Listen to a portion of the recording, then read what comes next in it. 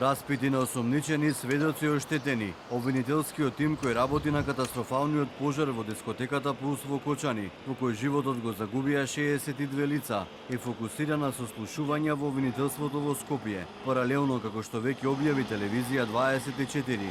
Според извори од истрагата, во обвинителството за организиран криминал и корупција се работи на обезбедување докази, а се истражуваат и активностите на полицајците, но и нивните надвредени, кои кобната ног беа во дискотеката. Сепак официјално не се споделуваат никакви информации.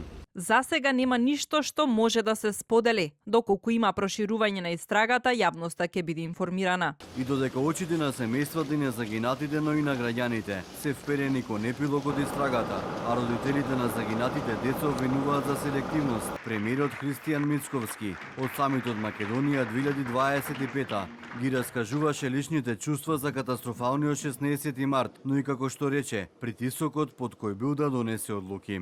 Кога би анализирал кој бил најтешкиот ден од мојот живот, тоа беше тој ден. Доаѓаше понуда за помош од секаде, посебно од регионот. А знаете, ние, за жал, немаме брилјантни односи со дел од соседите, би рекол, поготово со еден од соседите.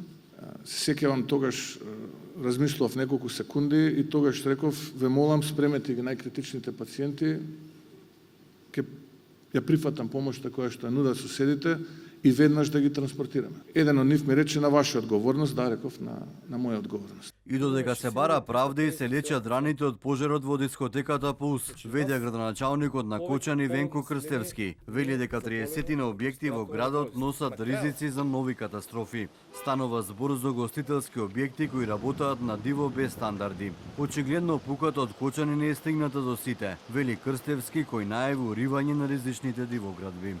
Ние како општина распишавме тендер за рушење на дивоградби. Тендерот ќе биде завршен на 20 месецот.